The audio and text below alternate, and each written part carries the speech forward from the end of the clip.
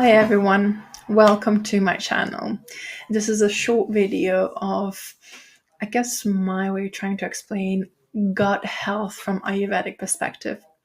And I hope this is going to be useful because nearly 80% of us experience some sort of gut issues, such as bloating, heartburn, indigestion, and often these are like minor annoyances, but if left unchecked, they can lead to more serious conditions like IBS, Crohn's disease, gastritis, gastric ulcers, and all these really very, unpleasant conditions. And impaired digestion is the root cause of all allergies and many health issues. It's not just food, it's how well we assimilate the nutrients. We can eat the healthiest diet in the world, most organic food, freshest food, but if our Agni, our digestion is weak, we won't feel better with that food because our main focus is fixing the digestion. So, what are signs of imbalanced digestion? So, when our Agni is balanced, we feel satisfied, we feel energized and light after the meal. No cravings, we don't feel any heaviness. And when digestion is off, we feel like, oh, I would like a little something little sweet after my dinner.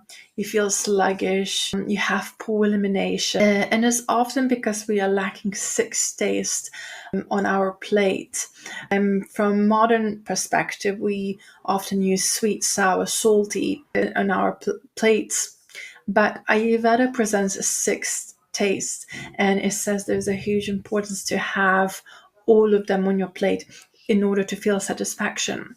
And those tastes are sweet, sour, salty, bit pungent, and astringent.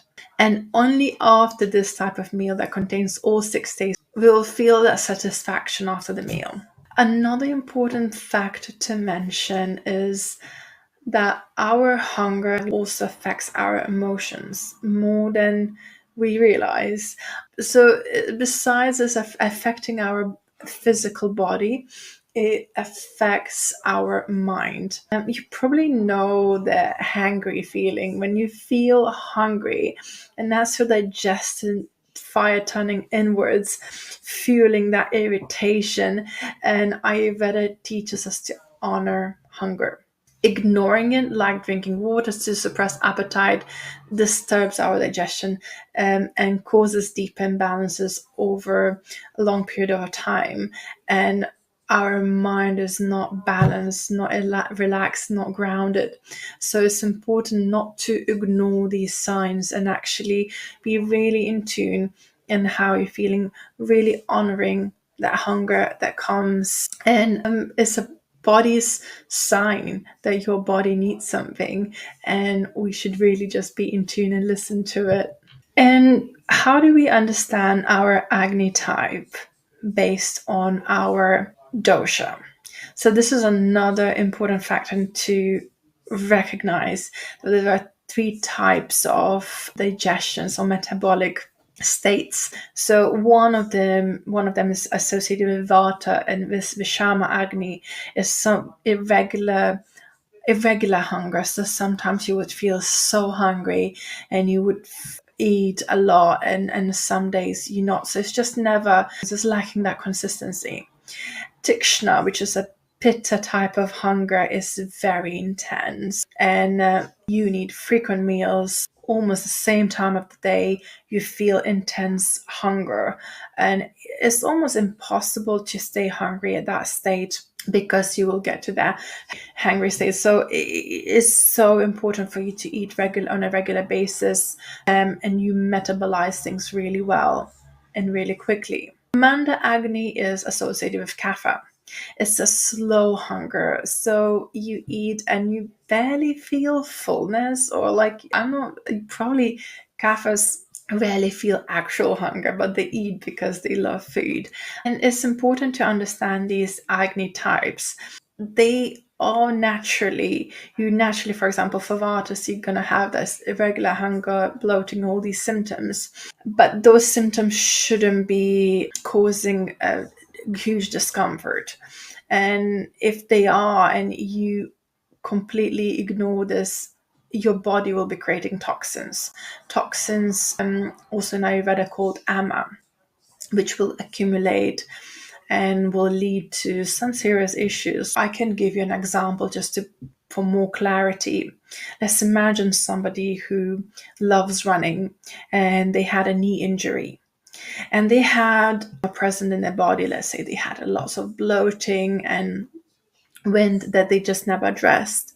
That in prolonged time will create ama, and that will circulate and then ama will present itself in the weakest point in the body, which will be a knee. Over time, experience some stiffness, cracking joints, a little bit of pain. And over time, if it's untreated, it will get inflamed. And then you will feel arthritic pain. And it is a very simplified way to explain how Ayurveda sees the disease development and ama effect on your body. And this is why it's so important to treat your Agni. And I want to share my personal journey with the diets. So for years, I fell for trendy diets out there. Veganism, low-fat, baby food diets, raw salads, kales, endless smoothies, juicing, keto diet. I mean, I've tried it all. But instead of listening to my body, I was listening to what others said I should be doing. These diets left me unsatisfied, tired, constantly craving sweets. I would override my hunger thinking I was doing the right thing, but it was never sustainable. I was yo-yoing in my weight, and Ayurveda has changed that for me. It taught me to be in tune with my body's unique needs, to honor hunger and satisfaction. Now I know how to nourish my Agni, and in return, it nourishes me. It's a beautiful, intuitive process that has brought balance and vitality to my life.